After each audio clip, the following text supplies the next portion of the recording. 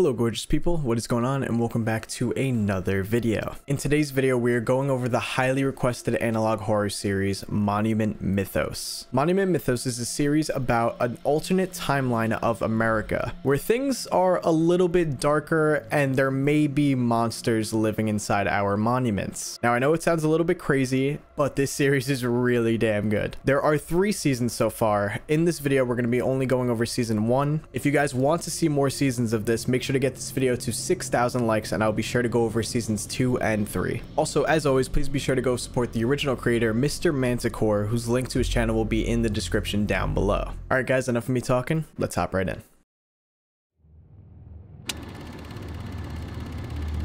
Video 1.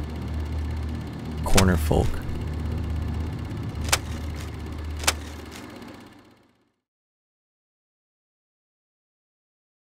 In 2011, Riley Tillon uploaded 3 videos describing an unseen presence in his home. A 4th video in 2013 raised concerns over his safety and prompted an official investigation. Upload 1. October 20th, 2011. Many dimensions intersect with their own, several of which are 2D planes. When 2 or more planes intersect, they form corners. Entities in the intersecting planes cannot perceive each other. They exist separately, in their own worlds. However, the CORNERFOLK can pass these boundaries and enter other planes. The CORNERFOLK are a trans-dimensional species. They are the only ones who control. Alright, episode 1 and we're talking about trans-dimensional species. Traverse the corners shaped by planes. Coincidentally, I believe that the corners of my own home align with several planes, for I've seen the CORNERFOLK in action, crossing the corners from one reality to another. While making this video, I heard the CORNERFOLK and immediately got my camera. This is what I recorded.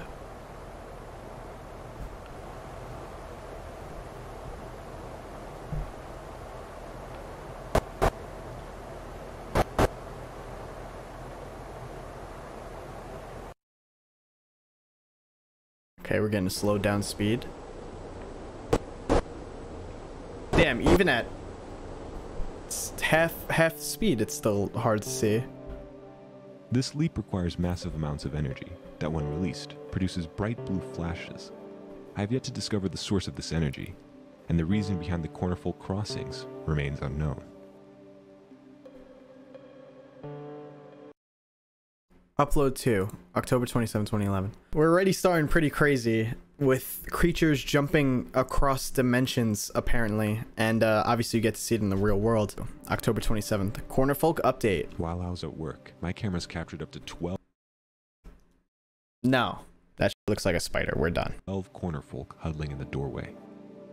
I used to think that they had to cross dimensions quickly, but the new footage has proven otherwise.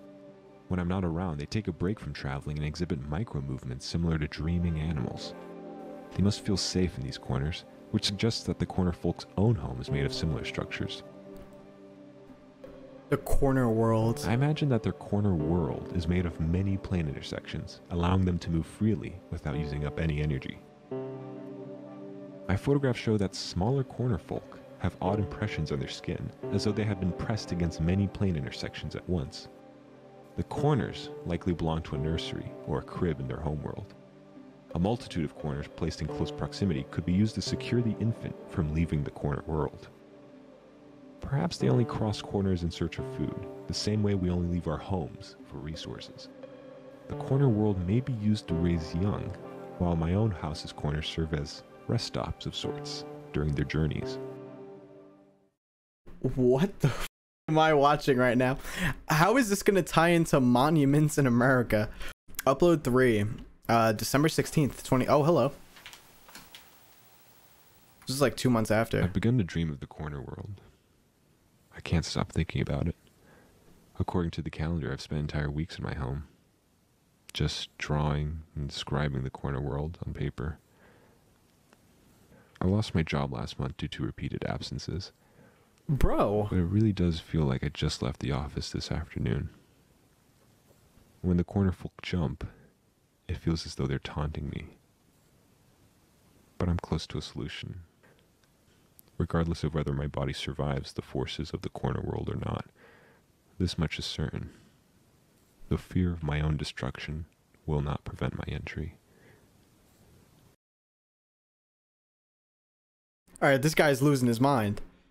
Upload for January 3rd. Wait. What was that date?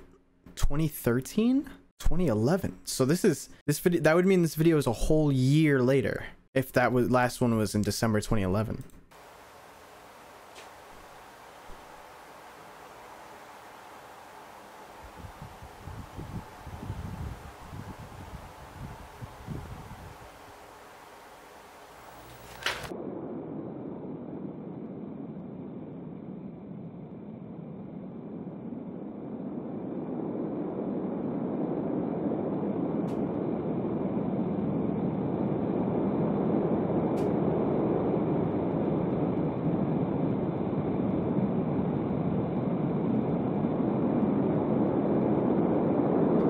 It seems like bro made it to the corner world. Following his last upload, viewers requested a wellness check on Riley Tillon. Local authorities found Tillon asleep in one corner of his room. Oh. A closer examination revealed that his internal organs had been folded along various axes, warranting immediate medical attention. During his recovery, Tillon avidly made origami despite claiming to have never been taught how to do so. As of 2020, he remains in the care of his friends. There are cornerfolk creatures that travel into our world when they're crossing dimensional planes. Sometimes they will be found in corners of your home resting. And this guy became obsessed with this whole idea and eventually did fall or get into the corner world. And obviously it didn't go well for him because he needed medical attention afterwards. And he knew how to do origami, which is a pretty sick talent to learn, I guess, after going into another dimension. You think you'd get a little bit more than that, but sure. Video 2. Liberty Lurker.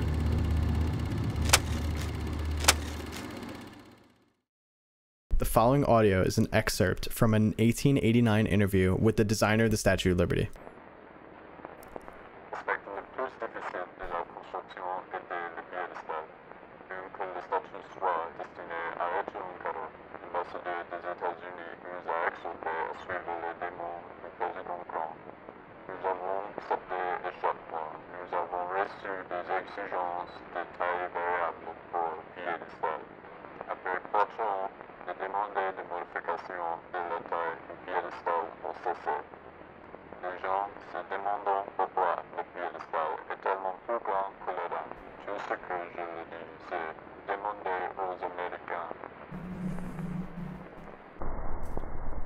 Okay, so the Statue of Liberty was supposed to be a gift, but us Americans ended up asking how our gift was going to be made, and we kept requesting for the pedestal for the Statue of Liberty to be changed in size many times, which is a little bit sketchy. In 1949, the statue underwent extensive renovations. The official blueprint behind the changes, titled Statue of Liberty 1.8084, was classified for 36 years.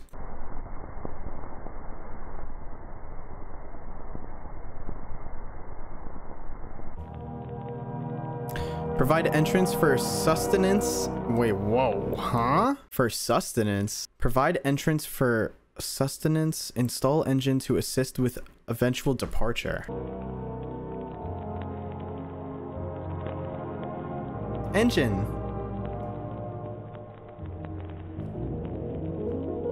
Axle. Wheels. So the Statue of Liberty is supposed to roll. How does that even work? Entrance, stairs, drain, waste storage.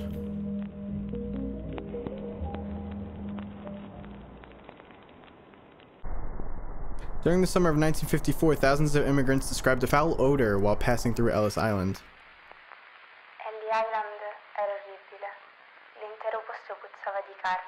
Come un mattatoio.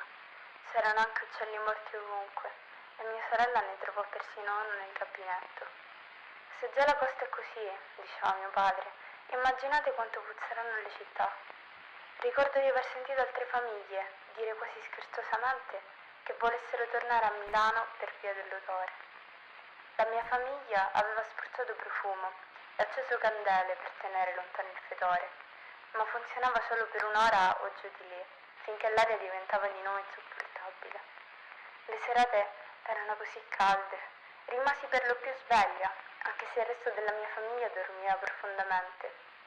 Ricordo che guardavo fuori dalla finestra ogni notte e vedevo file di persone che venivano condotte alla Statua della Libertà dai funzionari. Se solo fossero saliti sul piedistallo, i funzionari se ne sarebbero andati e non sarebbe successo nient'altro. La mattina seguente però ci sarebbe stato un odore peggiore, come un mattatoio. So, based on what she said just now, it smelled horrible. She said it smelled like a slaughterhouse, and that she would see them line people up to go into the Statue of Liberty, and then the next morning is when it would smell terrible. Kind of implying that all those people that are going into the Statue of Liberty are being killed. That definitely makes sense for the waste disposal portion of the Statue of Liberty. I'm confused how the wheels work though on top, because wouldn't the statue just like roll off the top? But maybe we'll see more in a second. The Ellis Island immigration station closed the following November. August 1985, first sighting of the Liberty Lurker.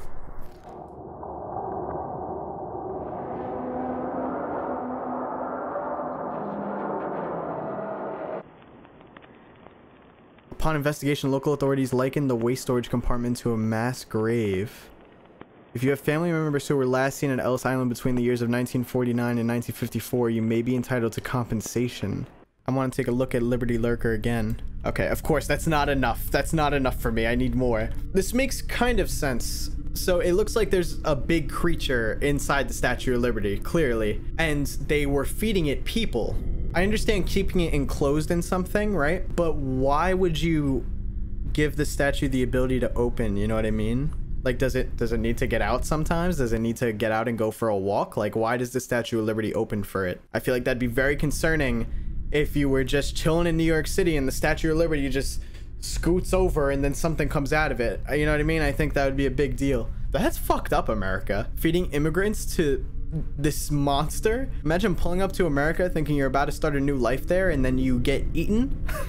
That's so messed up. Here's what the description says. Archivist's note. It is believed that all surviving audio recordings of the infamous 1889 Liberty Lurker interview with Frederick Bartholdi are fakes produced by American publicists at the turn of the 20th century.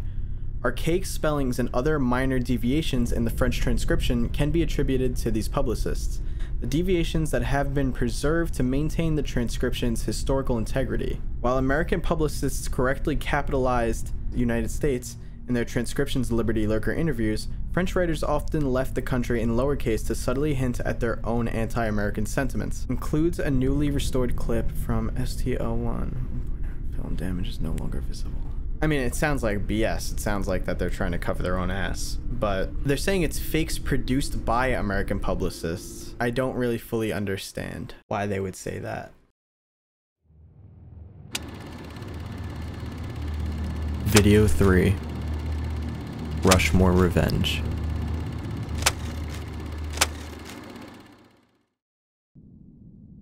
August 7, 2003. The National Park Service finds the Mount Rushmore National Memorial vandalized. Oh, wow. Hold on, maybe they'll read it out for me. The U.S. government can fund mass murder if it's labeled as a national monument. Okay, thank you for translating that. Every day, executions occur in 2,600 American landmarks. The blood of liberty will be avenged. So someone's onto them. Someone's onto America's bullshit. The souls of Lincoln will be freed.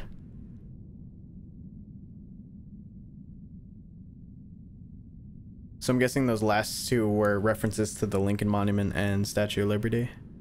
August 14, 2003. More messages are found on Mount Rushmore.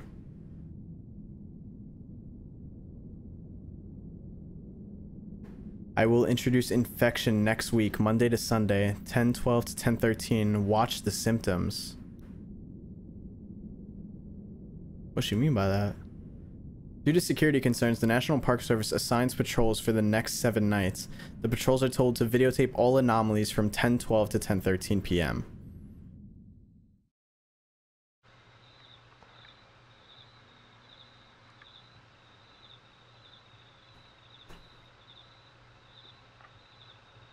Has anybody been to Mount Rushmore? Is it cool? I've never been there. Come on, focus that camera. Get it together. Tuesday.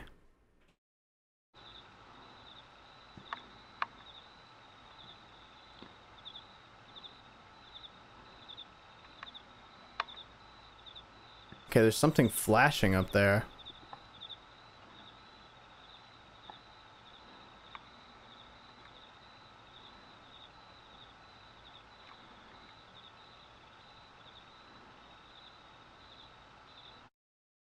Wednesday.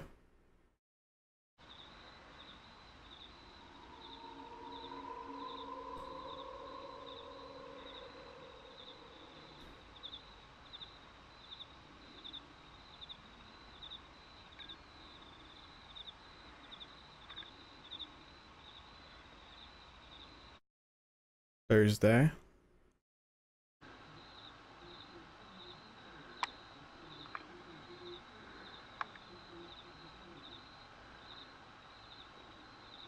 Yo, they need to give them better cameras. Friday.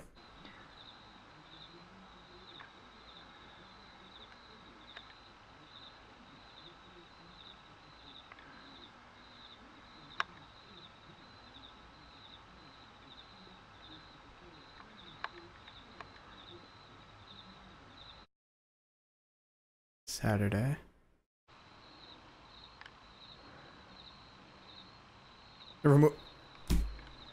Forgetting to take off the lens cap is crazy.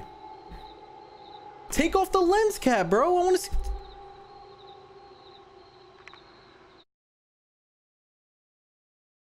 Sunday.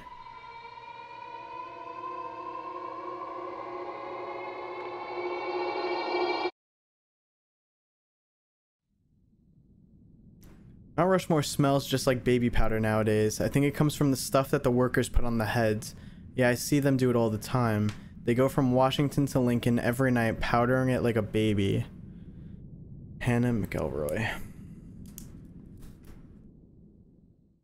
Don't worry, we're going back. We're going back, guys. Okay, the faces are just mushed, unless that's how the camera is. No, it's definitely not the camera. That's genuinely what's going on. The top's got like spiky. It's like the mountain itself is alive this time. It's not like they're keeping something in Mount Rushmore. It seems like the thing itself is alive, and the faces have almost lost their form. So maybe whatever that, I mean, it's obviously not baby powder, but maybe whatever they're putting on the on Mount Rushmore is what keeps it in check from turning like this. Oh yeah, yeah, that crying too, whatever that noise was. This,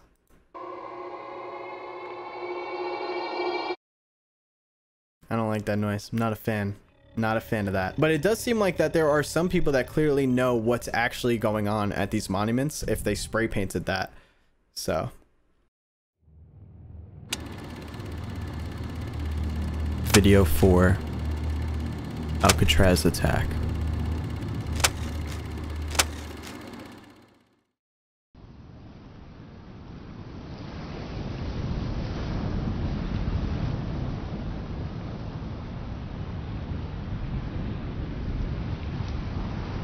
Alcatraz Island 2 days before therapy.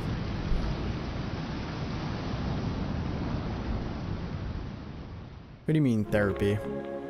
Map of Pacific Branch United States Military Prison, Alcatraz Island, California.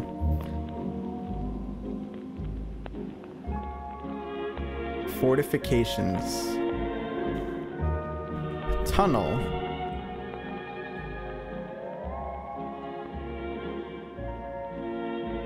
Reservoirs. Water tower. Morgue. Everything seems normal so far, right? Stockade / yard. Detector shed. Main prison. Ruins? Question mark?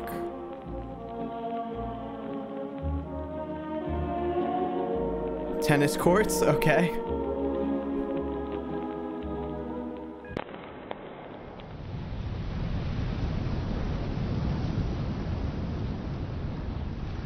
Alcatraz Island 1 day before therapy.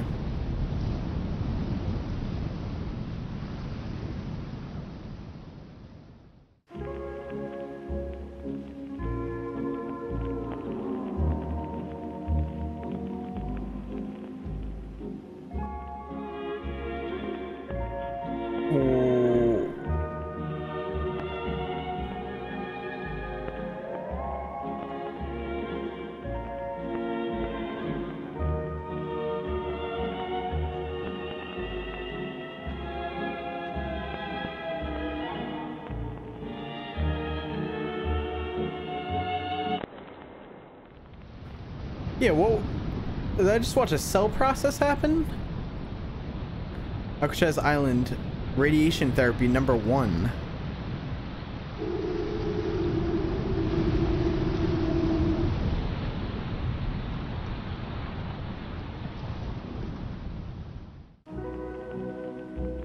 Projected movement. 1950. Okay, that's definitely odd.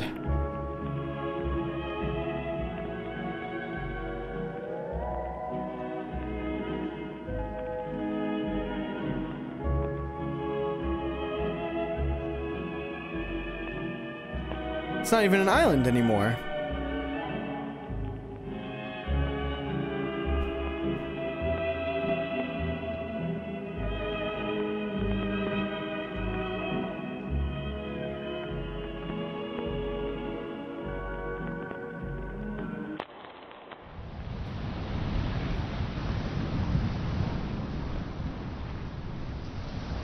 One day after therapy.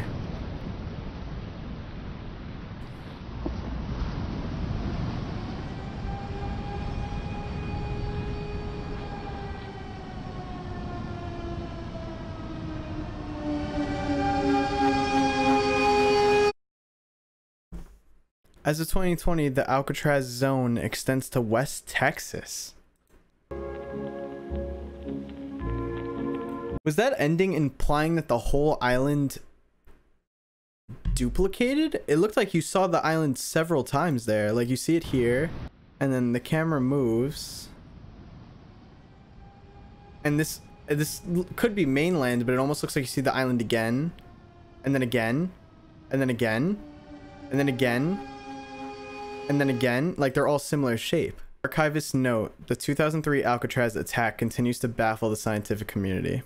I mean, clearly the island's alive somehow, regardless whether it's like a giant monster or how it's exactly alive. Interesting that this one like duplicates though. Yeah, it multiplies like a cell. Very, very weird. It said the Alcatraz zone has extended to West Texas, right? So this is where Alcatraz is, and this is Texas. So that means this is the whole zone. That's like almost half the country in length. That looks like even a bigger leap than what they projected on here. Like they show that it, like whatever this zone is like expanding. That was supposed to be 2020 apparently, but clearly if it's getting to West Texas.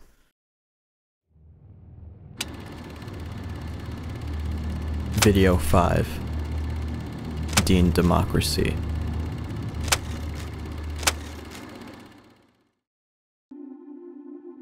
DEANDEMOCRACY, a look back at America's 37th president. During a program of ABC Evening News, anchor Peter Jennings told viewers to look forward to next week for a special broadcast of national significance. Jennings would continue to remind viewers of the special broadcast over the next 7 nights, even referring to it at one point as the most unprecedented announcement in recent history. A week after its first mention, Jennings reminded viewers of the special broadcast one last time, asking them to pay attention later that night for an exclusive look at the greatest gift to the American people. Due to the anticipation built over the week, over 60 million Americans tuned into ABC, waiting for the evening news to end and for the special broadcast to begin. Yeah, I'd be hype. There were countless theories as to what would occur, from the announcement of alien life to the declaration of an all-out nuclear war. Speculation was brewing intensely. Once the evening news program ended, a black screen with a 10-second countdown commenced with the title DEANDEMOCRACY. Some viewers, so terrified of the threat of nuclear war, reportedly experienced nervous breakdowns and ran down the street, declaring that DEANDEMOCRACY was the code name for an all-out nuclear holocaust. Yet once the countdown ended, I think that's jumping the gun a little. All fears were soon replaced with tears of joy and an excitement not seen since the end of World War II.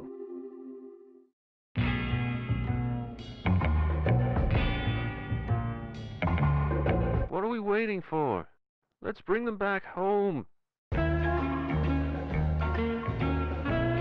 In the seconds following James Dean's presidential announcement, hundreds of thousands of neighborhoods erupted into celebration.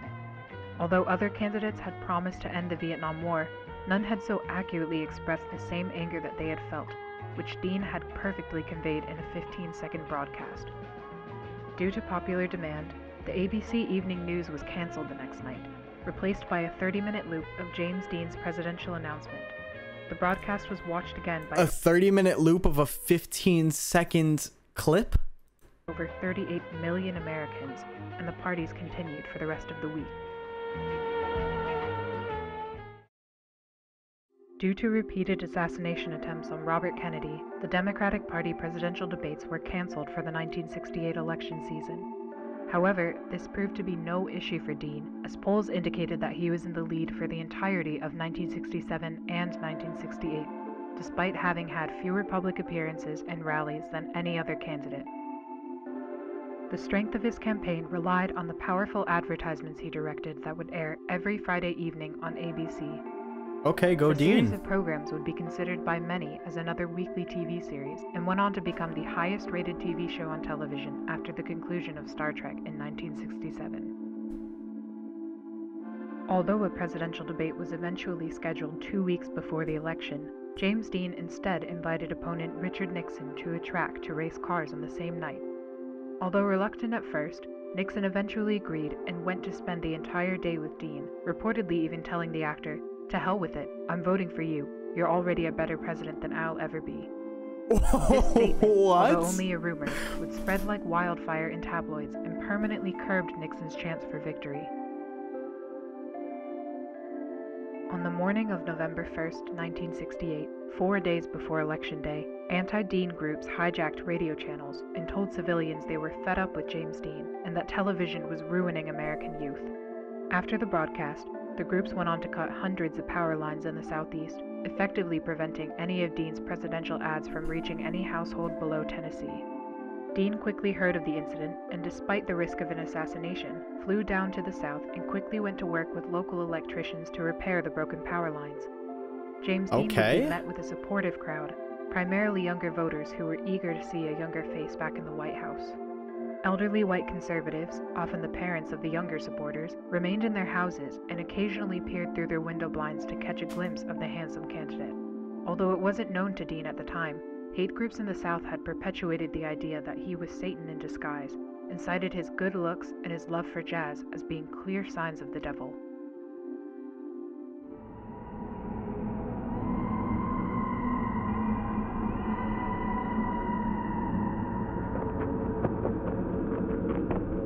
This is one of the anti-Dean ads? James Dean is no man.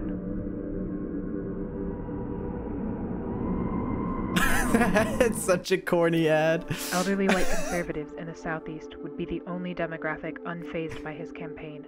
Yet Dean continued to travel from state to state, repairing power lines for 4 days straight until the very morning of the election. They haven't said anything bad about this guy yet, right? He seems to be getting praised other than the anti-Dean groups. I mean, they literally cut down power lines just to make sure that people wouldn't be able to watch TV, and he went out there himself to help put them back up. I wanna trust this Dean dude, but I feel like there's gonna be a bad twist here. On November 5, 1968, James Dean received 75% of the popular vote with 395 electoral votes. Nixon congratulated Dean in a phone call the following morning, but Dean refused to acknowledge the win and instead asked to race cars again at the track.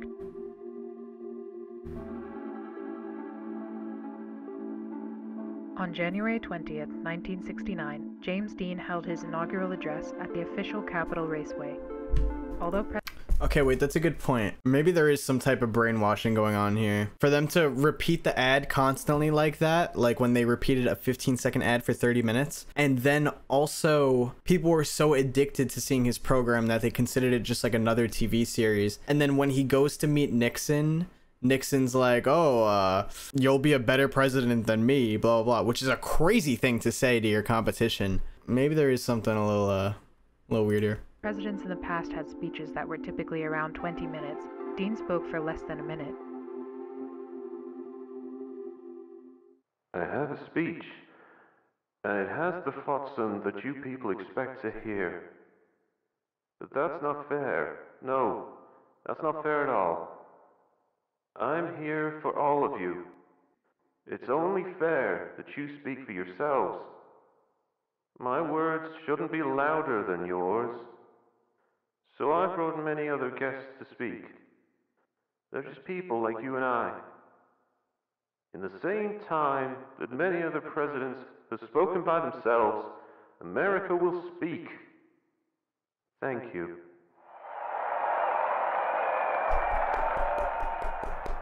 Dean proceeded to introduce many groups to the microphone, including civil rights activists and Native American families. Martin Luther King Jr. would also come forward to speak in his first appearance since an attempt on his life 9 months prior. President Dean would conclude the inauguration with a brief bongo performance and went on to race Richard Nixon Bongo at the performance. track. In subsequent presidential inaugurations, those who disagreed with the elected president would instead celebrate DEANDEMOCRACY Day and protested by watching Dean's unique take on the address in place of the actual one. In a televised address, President Dean planned to inform Americans of his first 90 days in office. However, 6 seconds into the broadcast, the audio cut out and remained absent for the remainder of the speech. Although anti-Dean groups claimed responsibility and took pride in the sabotage, many civilians claimed that it benefited the president.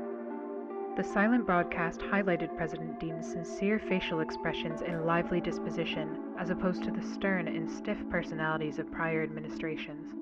Viewers were proud to see a man in his prime at the most important position in the country. Ironically, President Dean's popularity grew after the technical difficulty, and film director Stanley Kubrick went on to call the broadcast the greatest silent film ever made. Alright. There's something incredibly wrong here. Calling that the greatest silent film that's ever made is crazy. Clearly, there's something weird going on here, which we clearly don't know yet, but this obviously has to be important for the story. I don't think we heard anything about monuments at all there, period.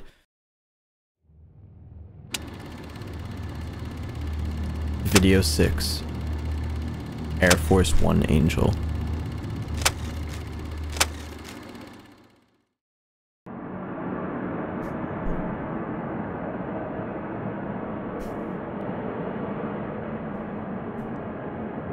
On August 17, 2003, Air Force One made an unannounced trip across the continental United States. Many civilians claim to have seen the aircraft drop packages on various national monuments. Okay. Sus.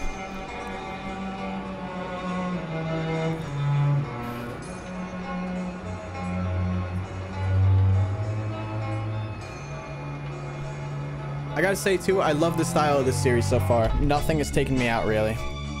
I'm fully immersed at the moment. There it goes over Mount Rushmore.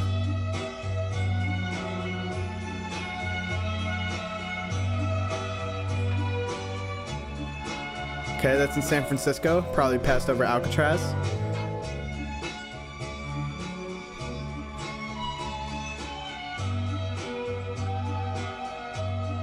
Hitting the Liberty Lurker, yeah.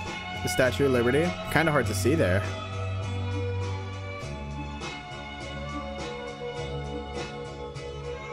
And then back to where it was. Wait, that's interesting. So it looks like that the circles are spreading, right? And it looks like that they're all spreading pretty evenly, but the Alcatraz one is kind of spreading over to West Texas, like they said.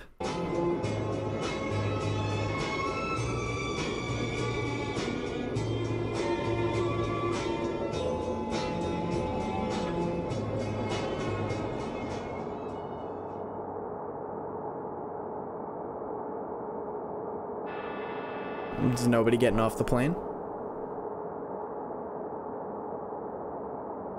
Okay, somebody was there.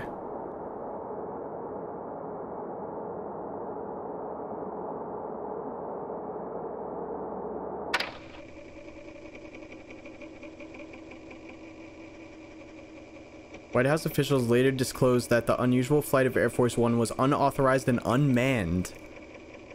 The lone figure seen inside the plane, dubbed the Air Force One Angel, has yet to be identified by federal authorities. No way you're gonna... Okay. What is that? I can't even begin to tell you what this is.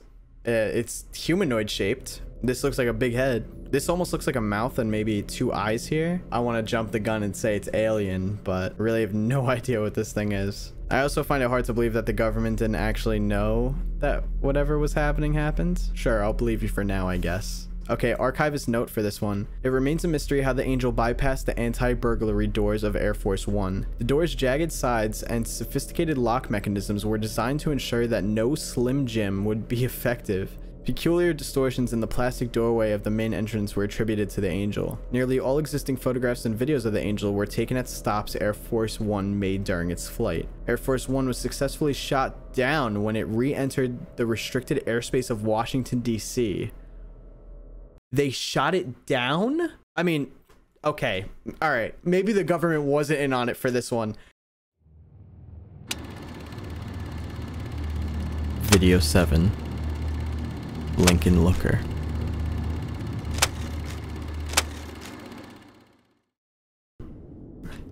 Okay.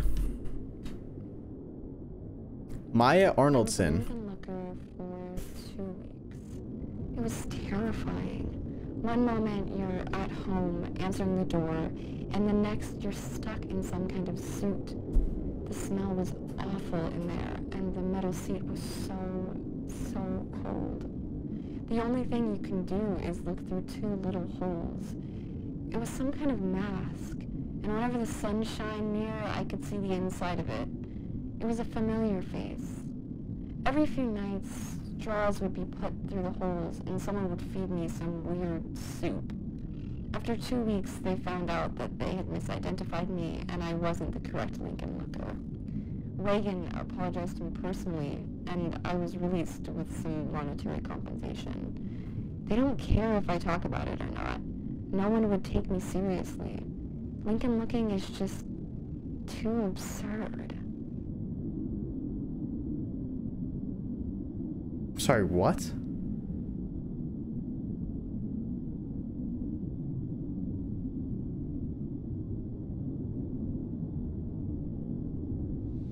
There's always that someone that we dislike more than everyone else.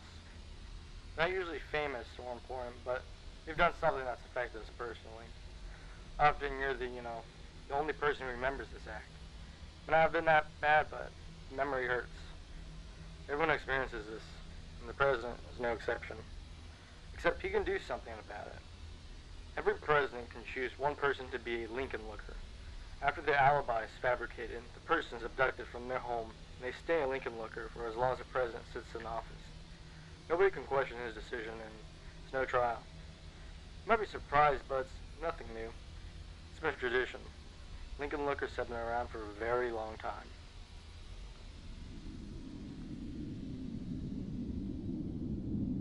Due to rumors that LINCOLNLOOKERs were imprisoned behind presidential portraits, White House officials publicly removed and reinstalled the portraits to demonstrate that no space existed.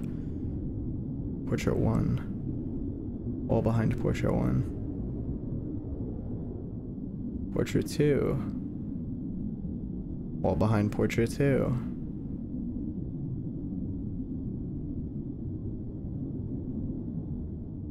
Howard Melrose. We're not available now.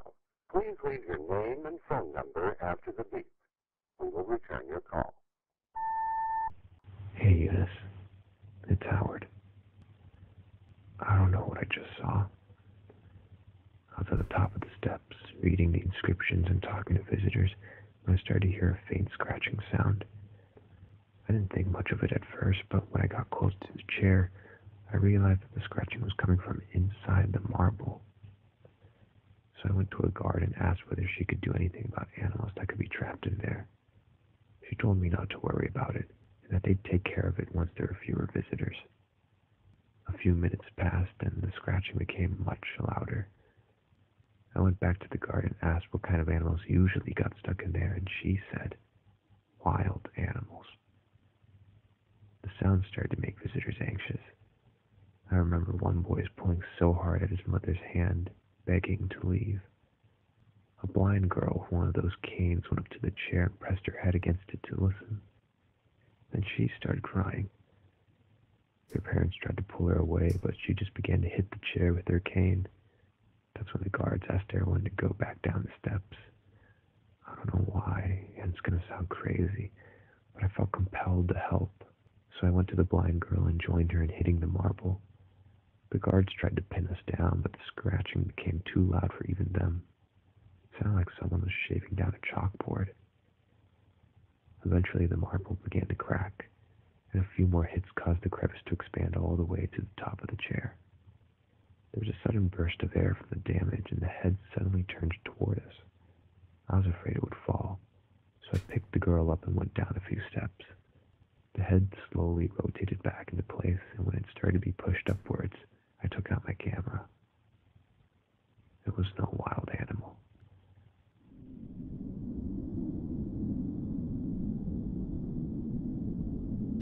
Howard Melrose recorded the following images.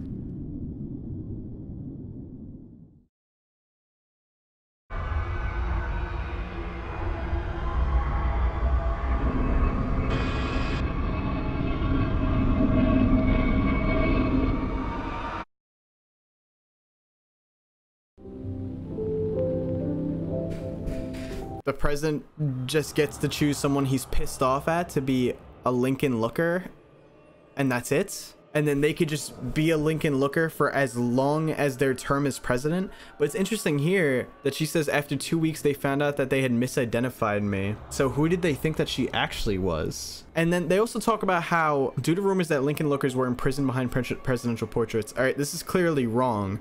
They're not behind presidential portraits. They're in the Lincoln statue. But what gets confusing is that the Lincoln statue opens. That doesn't look human, whatever's popping out. That looks similar to the Liberty Lurkers. Video 8. Washington Wormhole.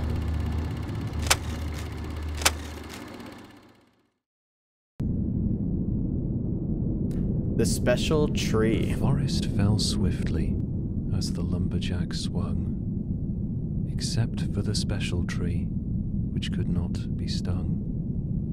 She missed her friends and the hymns they sung, so she started a tune that broke the man's lung.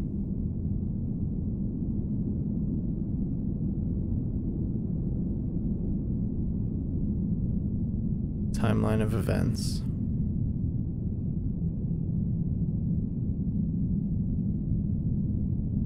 (1840). First photograph of the special tree is taken.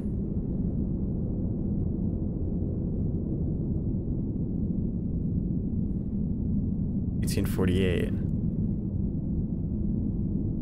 Construction begins.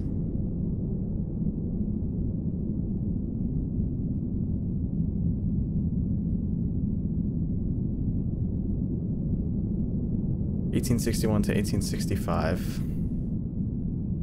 Construction halts due to the American Civil War.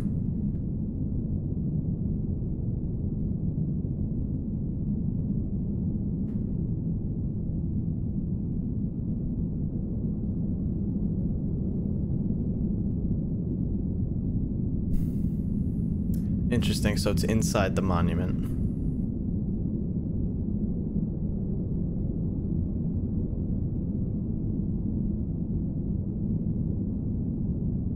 Visit the Washington Monument and listen closely. Hear the music within its walls. The Washington Monument becomes a major tourist attraction.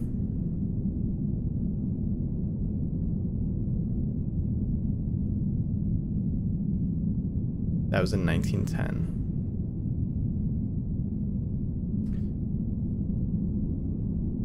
Okay. 1910 to 1971. 20 individuals disappear while visiting the Washington Monument.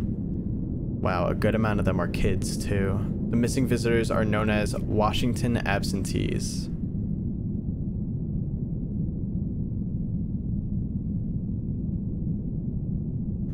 Washington Standard Operation, 1972. A classified film titled Washington Standard Operation is leaked by news agencies.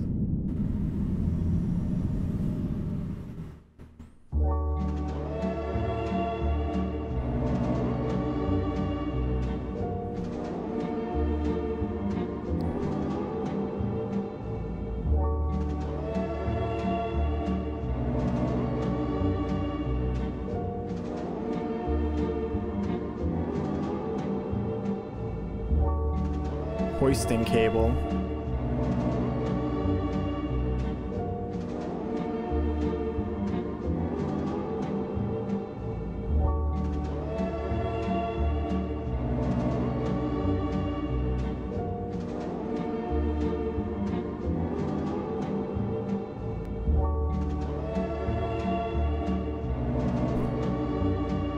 What?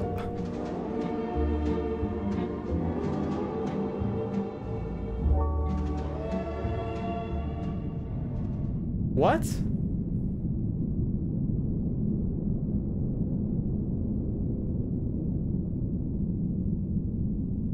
Ah, here we go.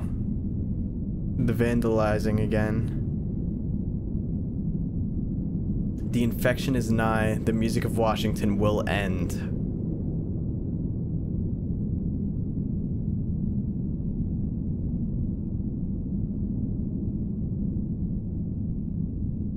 (2003).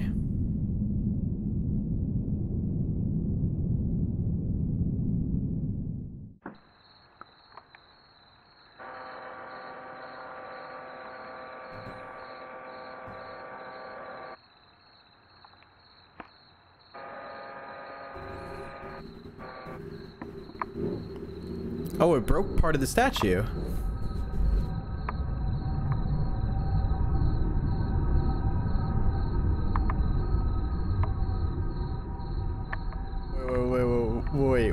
Wait.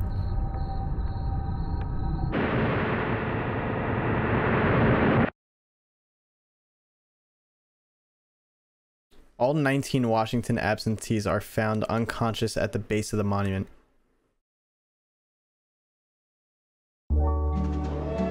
Oh, wait, what? Wait. First of all, didn't they say 20 went missing? 20 individuals disappear. But it only shows 19 pictures here. I didn't even catch that first time. But then it says that all 19 are found unconscious at the base of the monument. So where's the 20th one? Who is the 20th one? And what do they mean by they were just found? So they were found at the bottom in 2003? Archivist note, the 20th Washington absentee has been identified. Have they been found? We keep getting these drops of information, which I'm really appreciating. It's not just like filler. Like, we're getting a lot of information. It's just we're not getting a lot explained yet. Video 9. Delaware Double.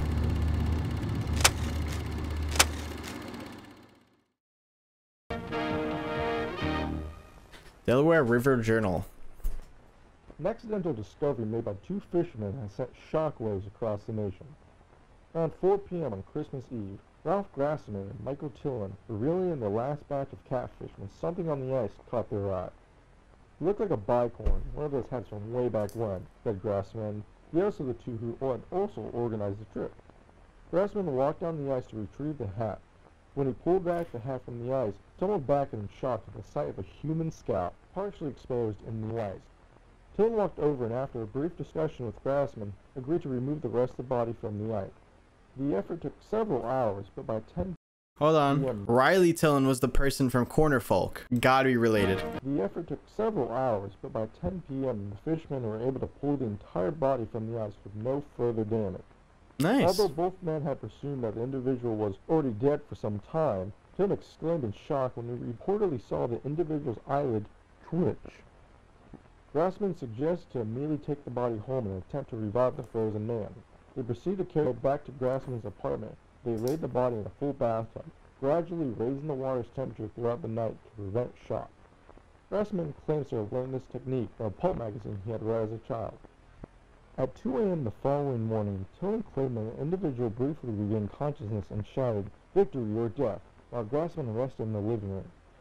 By 7 a.m. the frozen individual appeared to have relapsed into a deep coma, which prompted Grassman to phone the local authorities.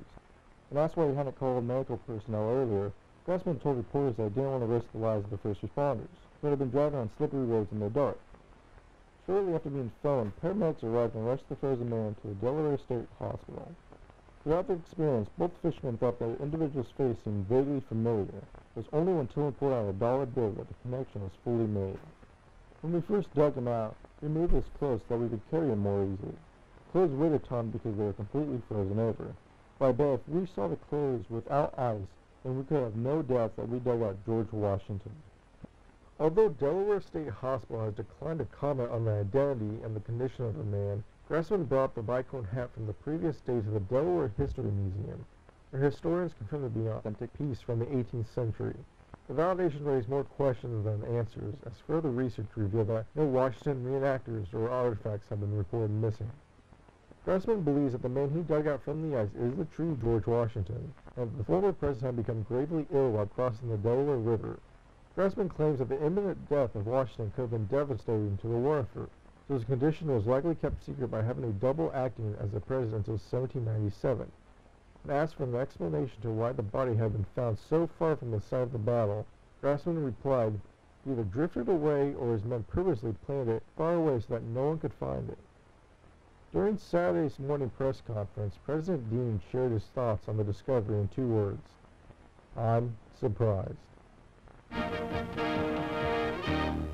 Hold on. Delaware Double aired on WBOC TV on December 27, 1976, and ceased operations on December 28th, 1976. Yeah, it definitely seems like that was not supposed to air on TV, and that's why they got shut down immediately the next day. We're not gonna gloss over the fact that they found George Washington in ice alive. And not only that, but they implied that, or they said basically he died and they didn't want it to affect the war effort, so they placed a double in his place. What? And then Dean, yeah, quote of the year right here: "I'm surprised." Thank you, President James Dean. I'm surprised too. What is going on in this series, dude? Video 10. Rockefeller Tree Tragedy.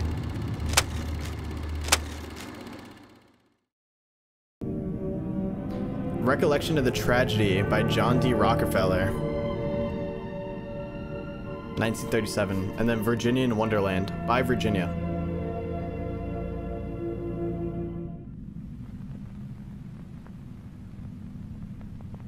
During the first winter of the center's construction, the workers set up a Christmas tree just outside the entrance.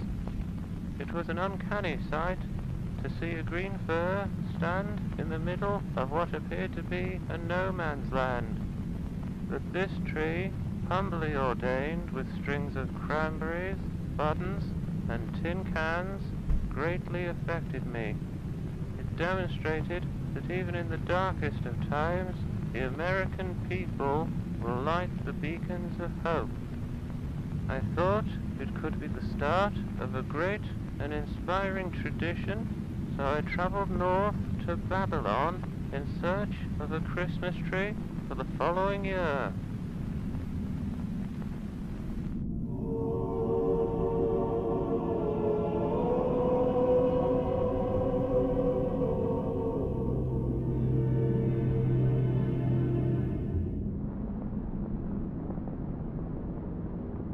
For 12 days and 12 nights, Mr. Rockefeller looked for the best tree in the forest. How about this one, Mr. Rockefeller? No, no, it's much too short. How about this one, Mr. Rockefeller? No, no, it's much too tall.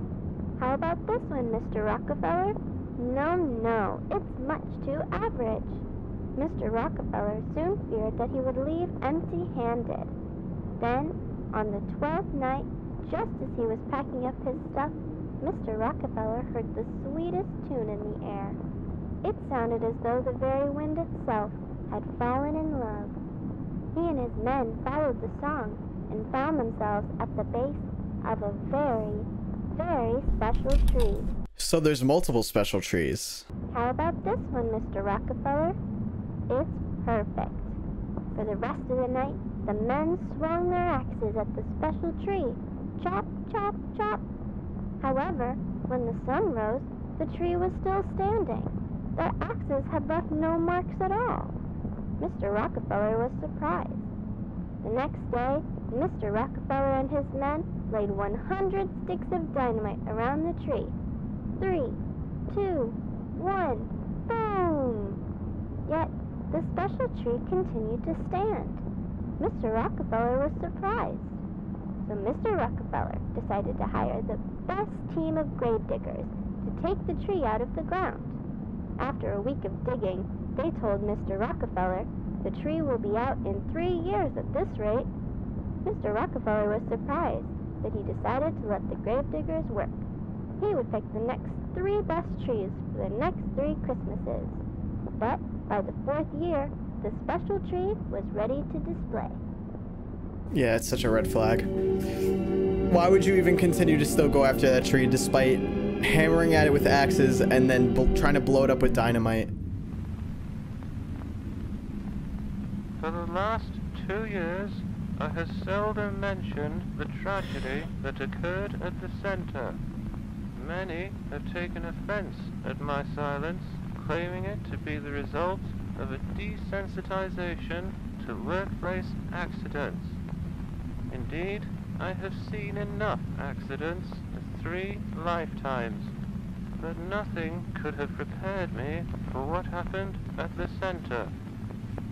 For some time now, my friends have blamed the center's original construction workers for the tragedy, since it was their very own Christmas tree that had started the whole tradition.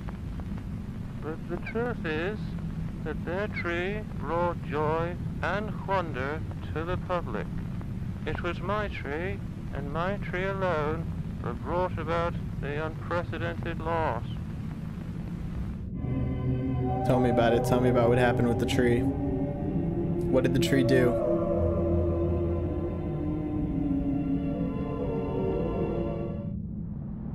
On a cold December morning in Midtown Manhattan, Rockefeller's men slowly raised the special tree. Heave ho! Heave ho! Heave ho! By the afternoon, the special tree stood tall and still. It was unlike any other tree, having no color, branches, or leaves. That's a pretty ass tree to put up in Rockefeller Center like that. Why would you even pick that tree? Because it sang to you? Okay, and it's still ugly. The mayor of New York, Mr. Guardia, thought that the tree was too bare and asked for branches to be added so that ornaments could be hung. Mr. Rockefeller didn't agree. He thought the tree was perfect, just the way it was. But since Mayor Guardia had been one of his best friends, Mr. Rockefeller told his men to glue some branches on.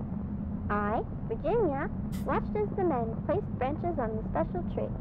I had saved my money for over 9 months to purchase a little star ornament because I wanted to be the very first person to decorate the Rockefeller Christmas tree. How much money was an ornament that It you... laid in my pocket while I watched because I planned to hang my ornament as soon as the tree was standing. After the final branch had been added and all the men left, I quickly ran up to the tree. But to my astonishment, the lowest branch of the tree was over twice my height. I jumped as high as I could, but still, the lowest branch was out of my reach. I was very disappointed. I wanted to be the very first person to decorate the tree, but now I had no chance. Unless I called my friends. At once, I began counting my friends on my fingers. There was Helen, Charles, Elizabeth, Alice, Joseph, Elsie, Orville, Edith, Olive, and Philip. 10 friends that I could ask for help. Then I realized that 10 friends standing on each other's shoulders could put me at the very top of the Christmas tree. My star could be the first and the tallest. Without a second to spare, I ran from door to door asking for help. Knock, knock, knock. Helen, are you there? Knock, knock, knock. Charles, are you there? Knock, knock, knock.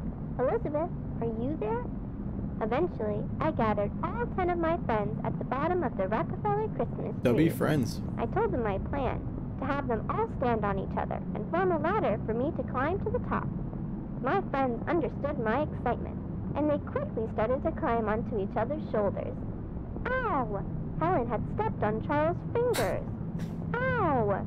Charles had stepped on Elizabeth's fingers. Ow! Elizabeth had stepped on Alice's fingers. After many groans and tumbles, my friends formed a sturdy ladder, and I began to climb.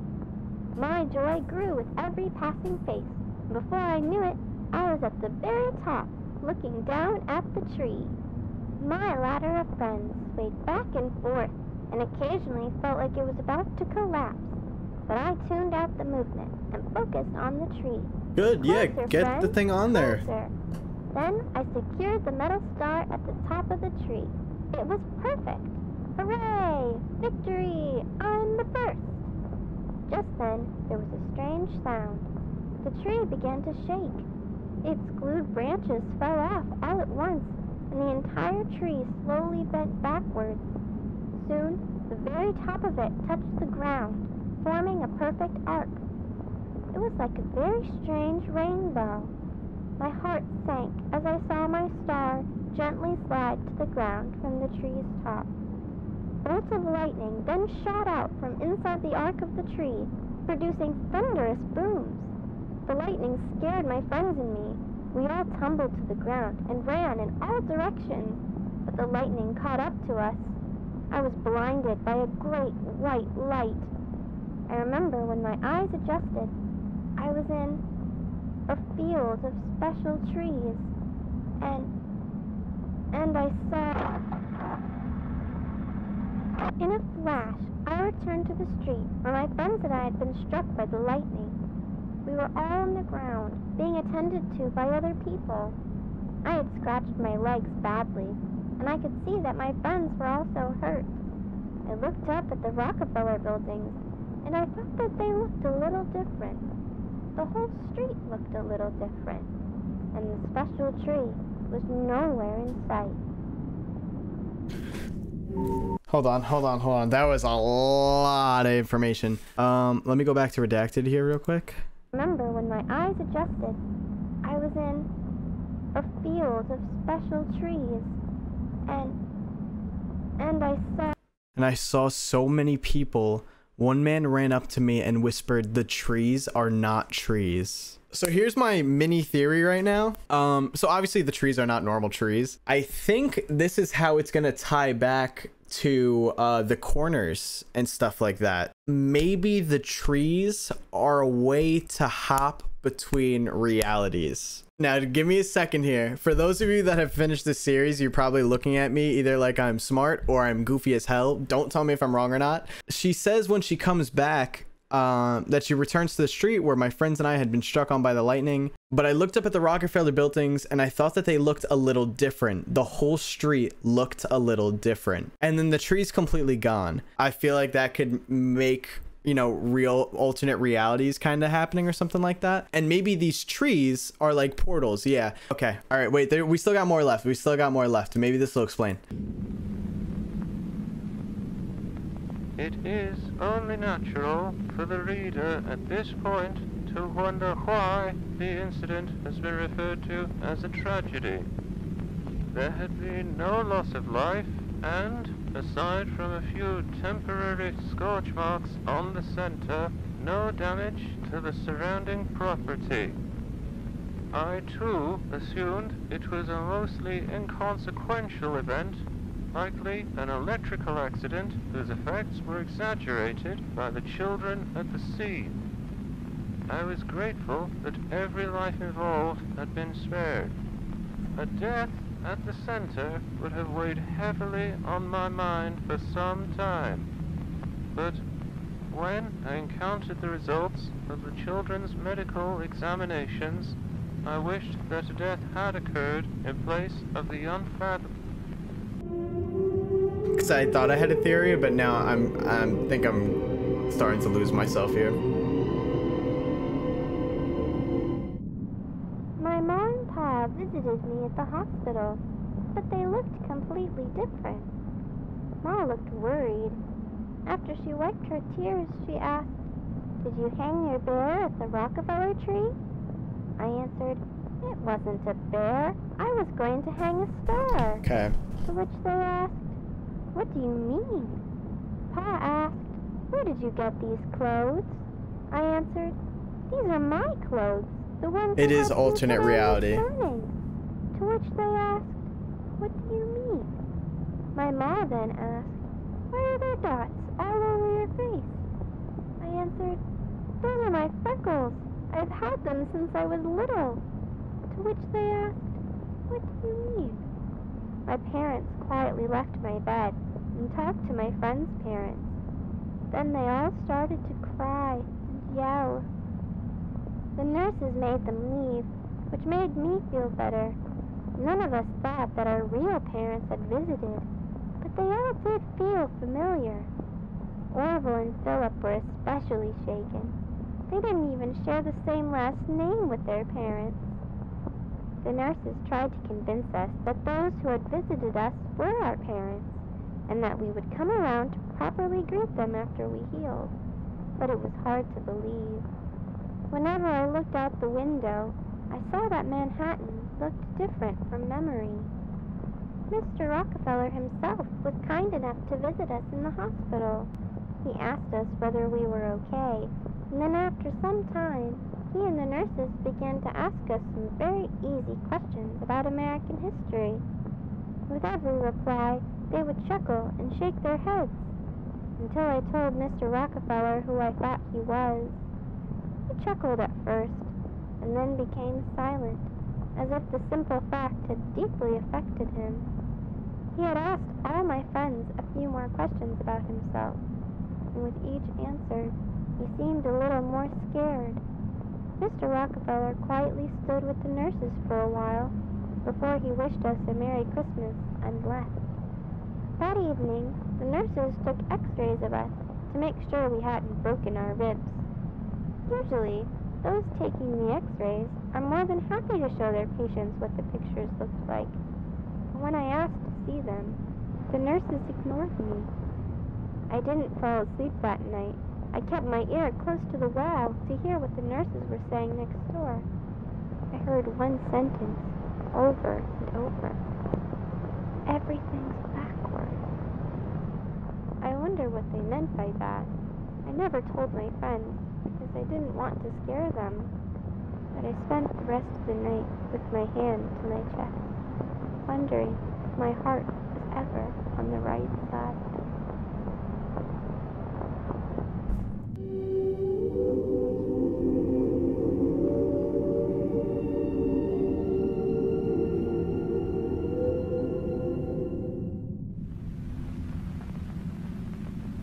For several weeks, the children were kept under observation at the Columbia Presbyterian Hospital.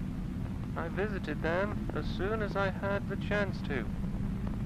All the families of these children were deeply unsettled, for they had all independently come to the conclusion their child had been replaced by a doppelganger. They claimed that these new sons and daughters possessed substantial differences from their real children. The majority of differences involved altered physical attributes and the inability to recognize familiar locations and characters, such as their parents and their homes. 2 boys even claimed to have names different to those that their mothers had given them at birth. But of all the discrepancies, the most bizarre was their faulty recollections of notable persons and events. For instance, each of the affected children claimed that I had become the wealthiest man in America through an oil monopoly. It is common knowledge that I did indeed work at an oil refinery in my youth, but to entirely deny my 2 terms as president and insist instead that I had always been a mere philanthropist struck me as being particularly odd. The families were agonized by the children's behavior. Some continued to search for their real children. I support their endeavors, for I do not believe that the children's afflictions were the result of hysteria. Every day, I find myself recollecting the day that I had selected the tree. I have since realized the difficulties involved in the removal of it should have repeatedly discouraged me. And had I been discouraged, the families of those children would not be experiencing the anguish that they currently have. Perhaps I never had the opportunity to select another tree. Perhaps I was meant to select that tree regardless of my persistent character. Perhaps we are all trolleys, forced to follow the path of the track to each of our destinations. I take solace in that thought. Or perhaps the tree chose me.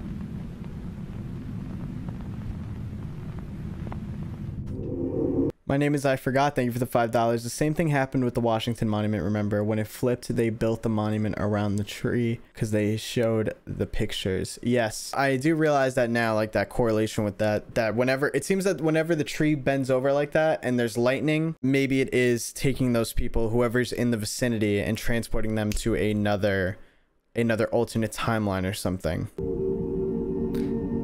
Many, including my father, believe that the 1934 Christmas tree vanished. This is untrue. I've seen it wandering in the plaza on many occasions, and it resembles a man far more than any tree. So we have an explanation for really one thing, which is the Washington Monument. And that makes sense why that video is called Washington Wormhole. 20 people went missing, and then obviously 19 of them came back out in 2003. Maybe we'll learn more about that later, that specific incident of how they came back. But it does seem like the same thing happened here at Rockefeller's tree tragedy, where people were just nearby and the tree bent over, transported them to another reality. I like that video because that one gave us like a whole situation and then explained it almost completely all the way through. Video 11. CANYONCROWN.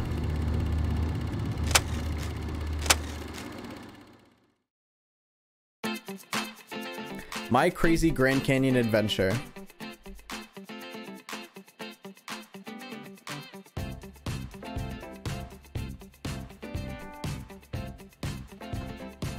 Hey. Okay. Me and my brother deep in thought. What is this, made on Windows Movie Maker? Some sick pictures. He's gonna fly. Please don't.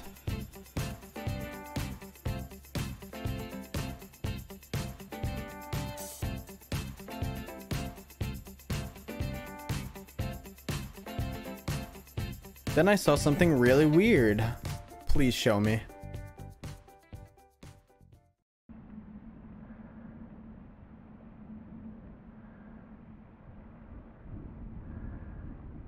Come on, man. What is with these people focusing their cameras?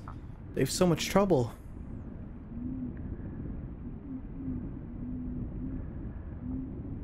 It made the whole place smell like vinegar.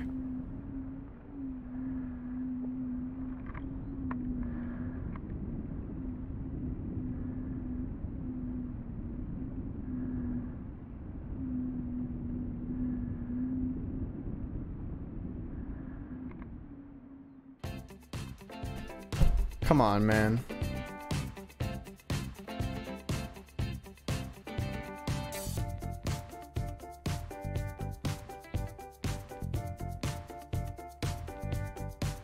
Music's kind of a vibe though, I can't even lie.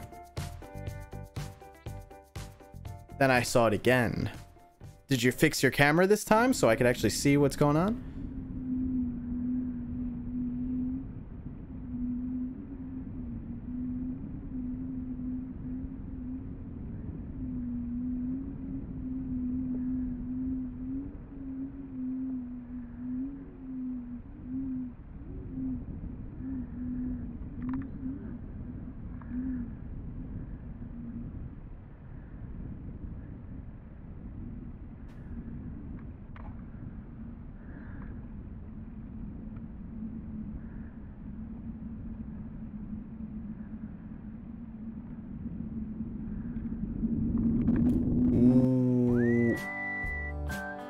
I did not expect it to pop out like that.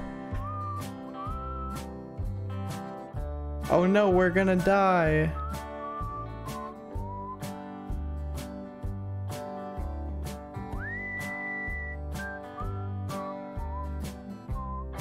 Mr. Squirrel.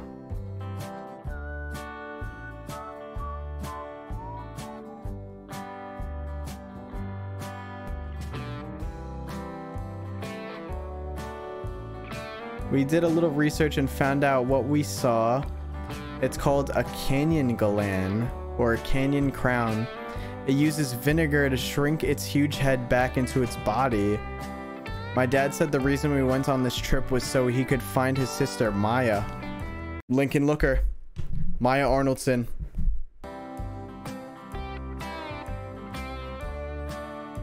I think that was Maya.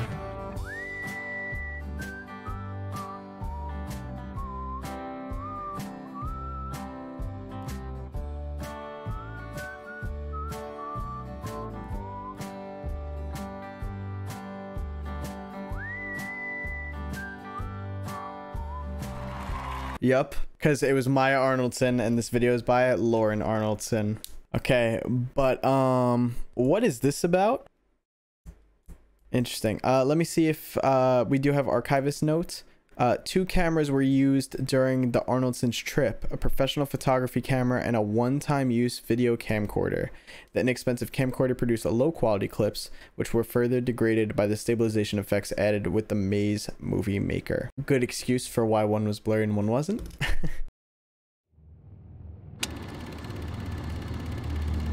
Video 12. FREEDOMFALLER.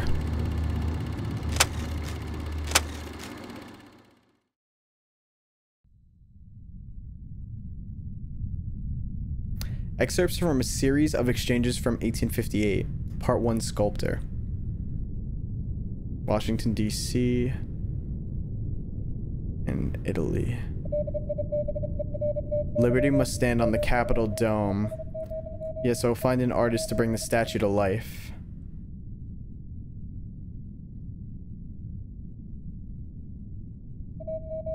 Would you provide a design for the statue? Most certainly. Freedom 1, Freedom 2, and Freedom 3. Freedom 3 will do, but change her cap.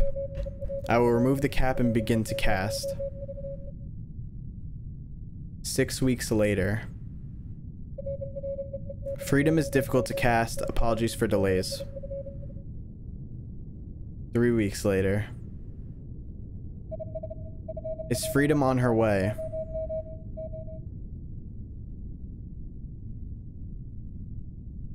Detective.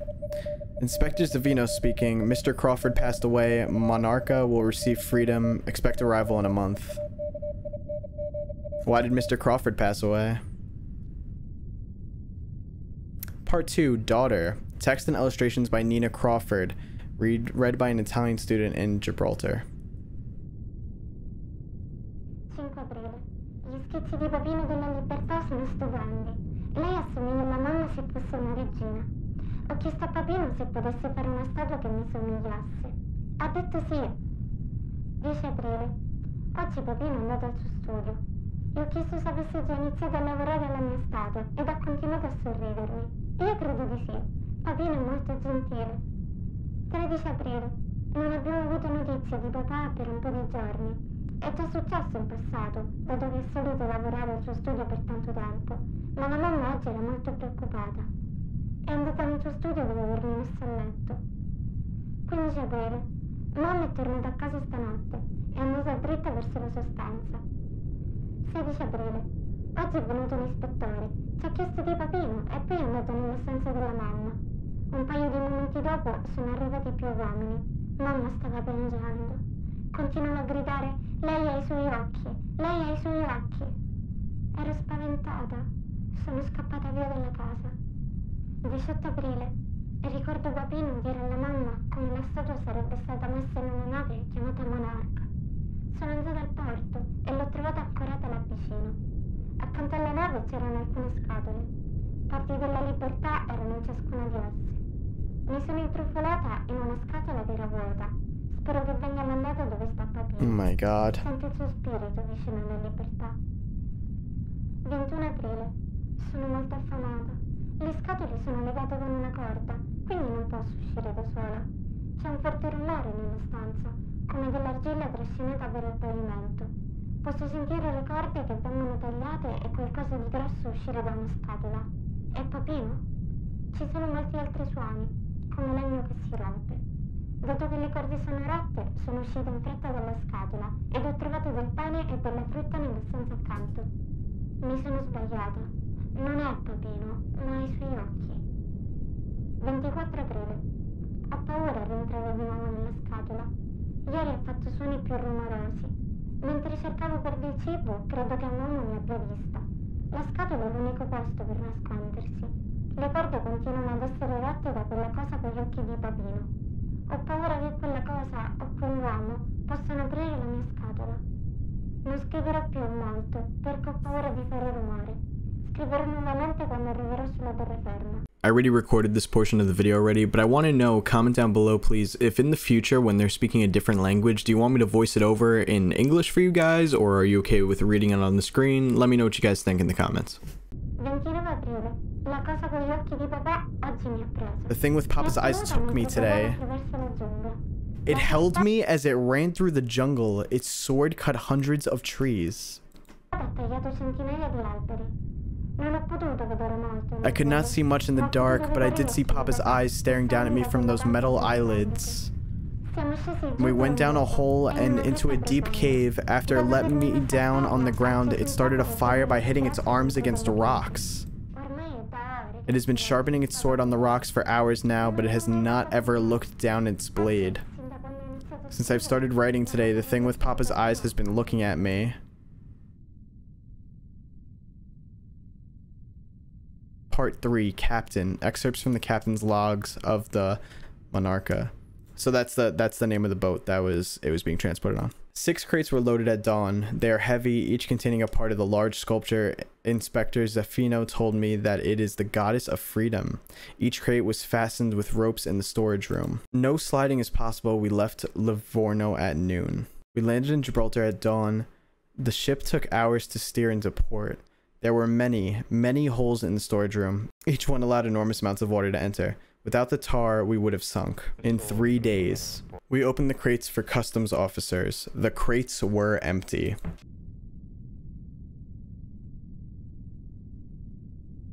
Gibraltar. Part 4, Commissioner. Written and read by Commissioner H. Morgan. morning of April 29th, we received numerous reports regarding a tremendous force that rushed up the rock, which tore down hundreds of trees and created several landslides throughout the previous night.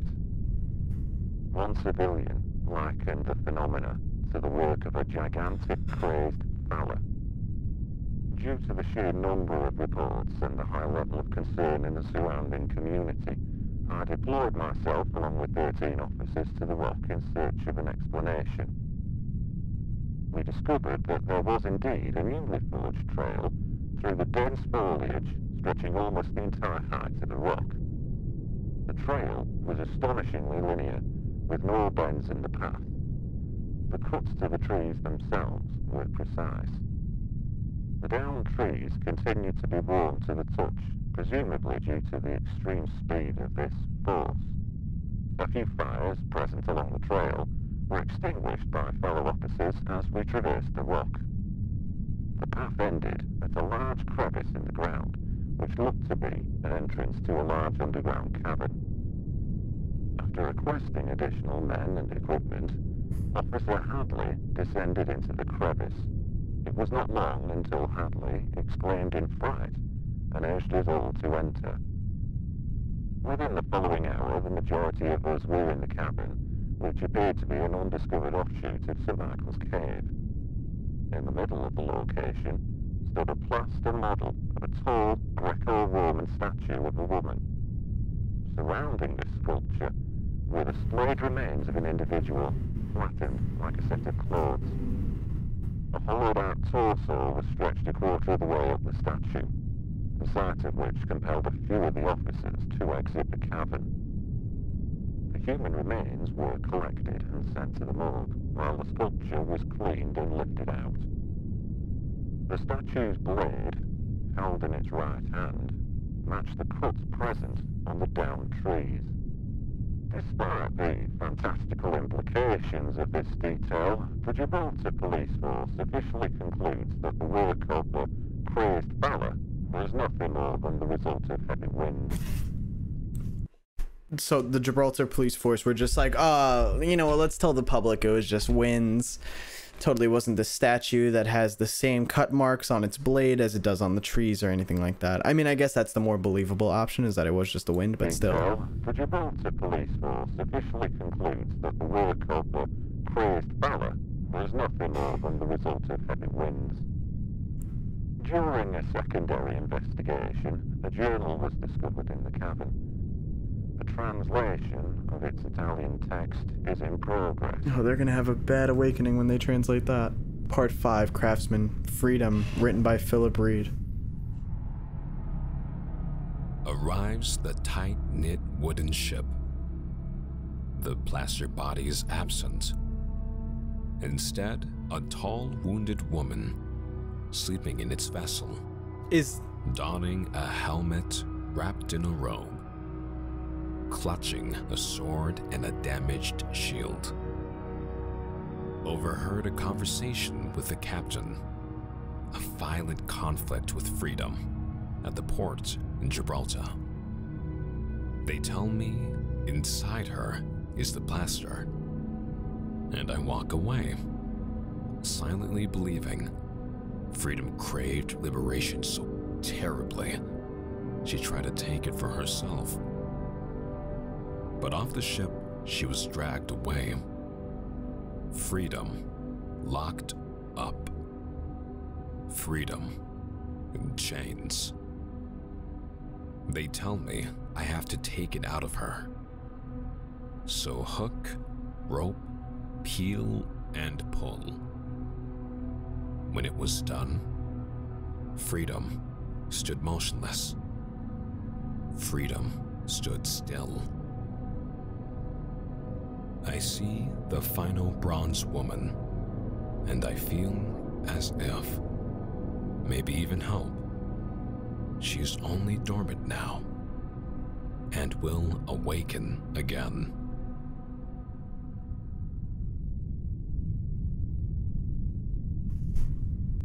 I'm just gonna continue. Anti-Dean Association storms U.S. Capitol. Millions look on in horror during its attack on democracy. The Statue of Freedom is shot down by Ada gunfire.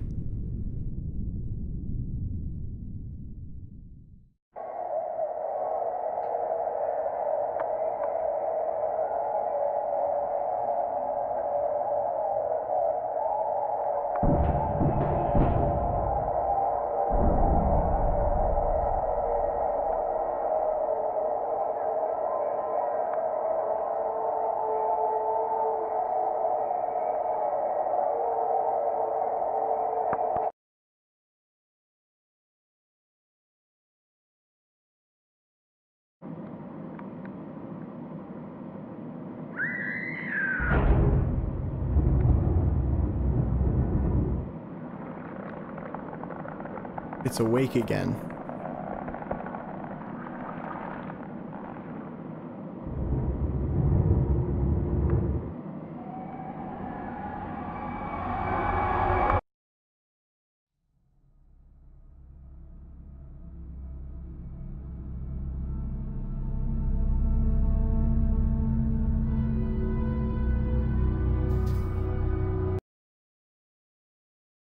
Monument Mythos Season 1. Quite the first season to an analog horror series. I think that might be one of the best presented series yet. It really presents everything in a very similar style, and everything feels just really well organized. Now, you probably have a crap ton of questions. When I streamed this, I was told that you're supposed to walk out of season 1 with a ton of questions. You're not supposed to know a lot. A lot more is revealed to you later in seasons 2 and 3. So I say it's best that we look forward to that for a lot of our answers. For example, why does the Liberty Lurker like machine even open for the monster? Like, what is the purpose of it opening for? Who is the Air Force One Angel? What is it? What are all these things, period? How do these warping reality portals connect all of this together? There's a lot of questions that we have. Also, again, if you guys do want to see season 2 and 3, make sure to get this video to 6,000 likes. I know you guys can do it because you guys have hit 10K before. By the way, don't worry, I am going to go to the forest for the White Stag trip. The trip is planned for August. And as always, please be sure to go support the original content on the Mr. Manticore channel. The link will be at the top of the description below.